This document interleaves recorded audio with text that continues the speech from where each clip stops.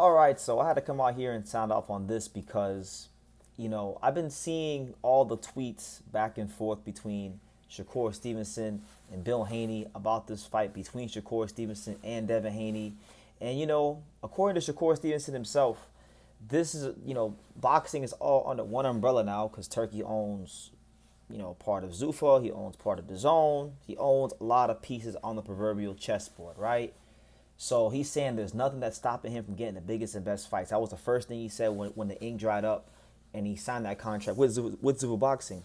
So as far as I'm concerned, Devin Haney doesn't have. There's been nothing announced. He's free. Shakur Stevenson is free.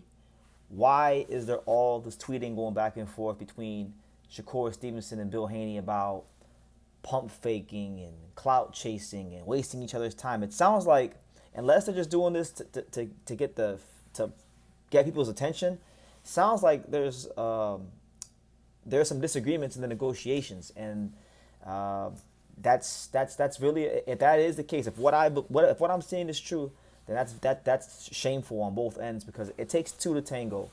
I'm not one of these boxing people.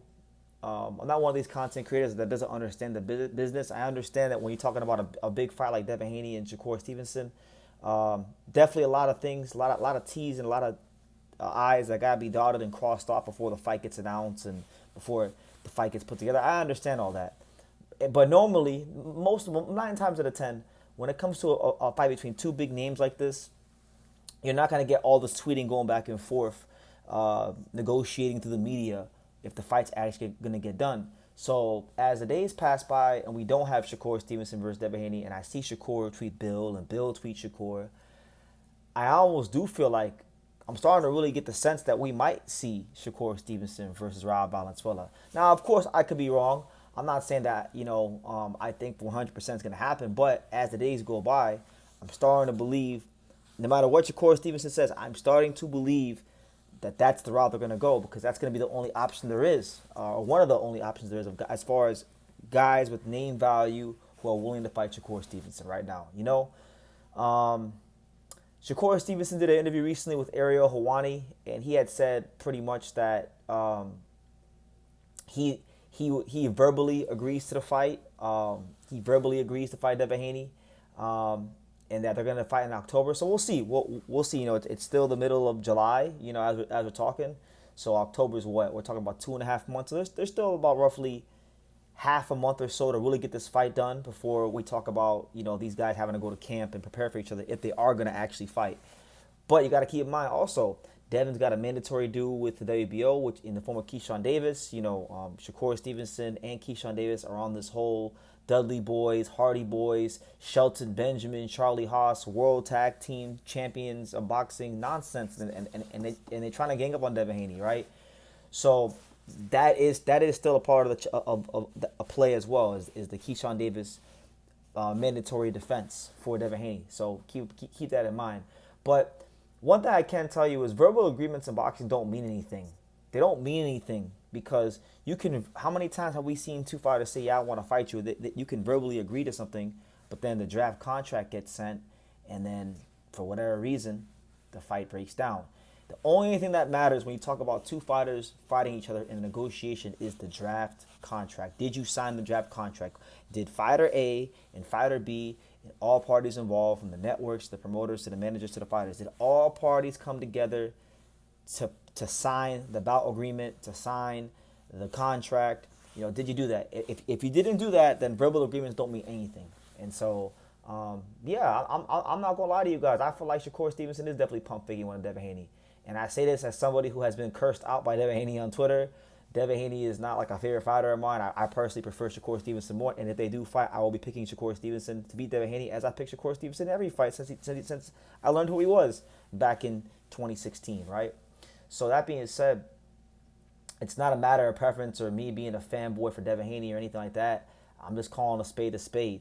Shakur Stevenson is doing a whole lot of talking, and he ain't doing a whole lot of executing contracts and fighting. So, listen, one thing about Shakur's contract, I know a lot of people in the Zoo Boxing company, so I hear numbers get thrown out, and I won't throw them out here, but Shakur Stevenson, from what I heard, is getting paid a nice, handsome 8 figures, no matter who he's fighting. And I won't say the number, but just know that it's 8 figures plus. So it don't matter if it's Devin, it doesn't matter if it's Rao. He's getting paid very nicely. And you guys heard Dana White complain recently when he was talking about his production team screwing up Shakur's name on the graphics and calling him Jalen Williams. He said, and I quote, "We're paying Shakur Stevenson a shit ton of money," right? And so Dana White admitted that they're paying him a lot of money. People I know in the super boxing world have told me the 8 figure number that it is, and it's pretty nice. You know, shout out to Shakur Stevenson. Listen, if I was offered that money to go to super boxing, I will go there too. But I think Shakur Stevenson and Devin Haney both have a responsibility to their fan bases and boxing in this country to get this fight done. Because see, I'm not one of these Johnny come lately people in boxing media or as far as boxing fans that just started watching Shakur Stevenson and Devin Haney, you know, during the pandemic or 2022 or no. I've been following Devin Haney since 2014 when he first came out with Real Devin Haney TV. I've been following Devin Haney for 12 years. I've been following Shakur Stevenson for 10 years now since I first met him in Brooklyn at the Chris Algieri Earl Spence press conference before he even threw a punch in the Olympics. I knew who Shakur Stevenson was and was interviewing him and things like that. So I have a better context than a lot of people that talk about these guys.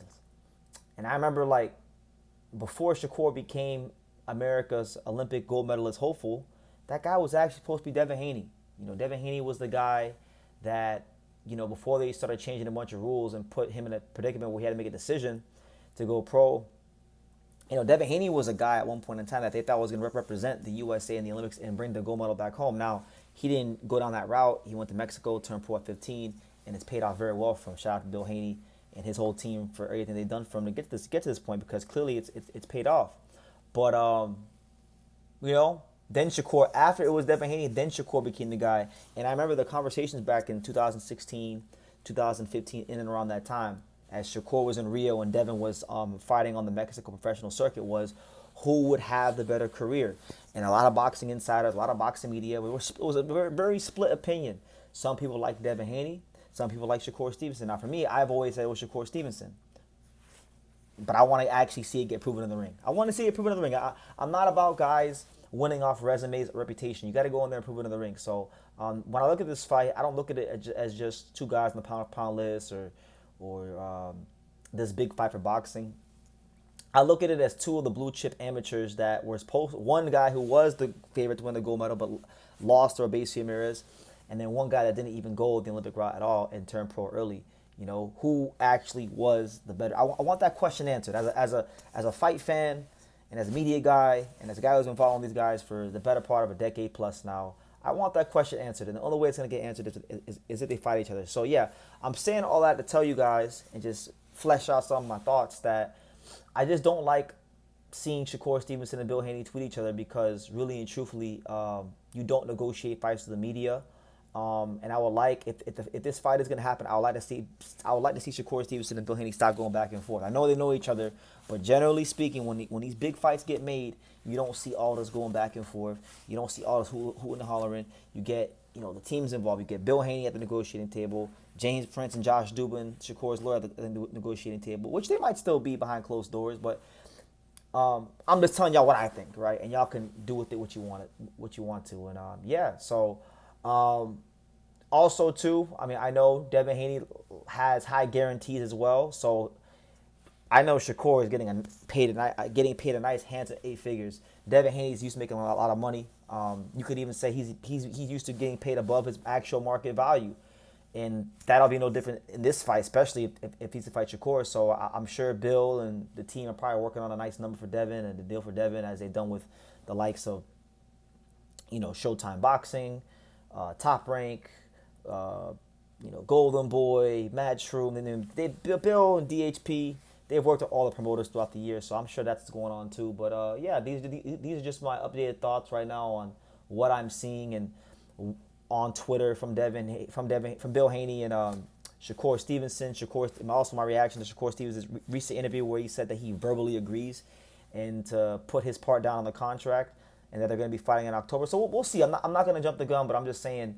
I really hope that we're not getting a bunch of pump faking from Shakur Stevenson, and that they are going to fight because, like I said, right now as things are structured, and I know the number, for I don't want to say I know, but I've heard a number get thrown out to me, and Eddie Hearn confirmed. Eddie Hearn probably knows the same number that I know, because Eddie Hearn said it in his interview with Marcos Villegas that Marcos Villegas asked him, "Is Shakur getting paid 8 figures?" Eddie confirmed that it's a yes, and I also heard that it's 8 figures as well, so 10 million or more.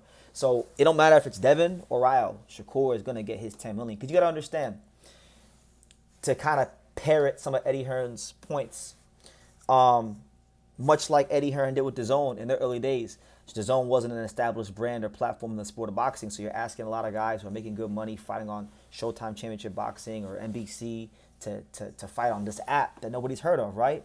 And so in order to do that, because you don't have the name value platform-wise, you're going to have to overpay these guys, right?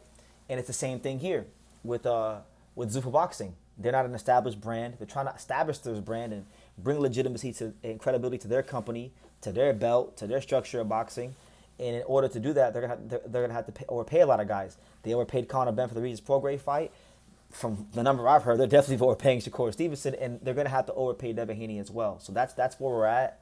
Those are my thoughts, and I'd like to hear you guys' thoughts down below. And yeah, hopefully they fight and the boxing fans get a fight that they want to see. Because I mean, personally for me, I'm indifferent towards it. I don't think Devin versus Shakur is going to be this great fight. I think it's going to be, a chess match. And there's other fights for both of them that I want to see more than this one. But I mean, a lot of boxing fans do want this fight, and I'm not a selfish guy. I want people to be happy. I want boxing fans to be happy, and I do think this fight happening would be good for the sport of boxing. So fingers crossed, Shakur Stevenson's team and Devin Haney's team and all parties involved do the right thing for their careers, for the sport, and for the great fans of boxing. And I'll just leave it at that.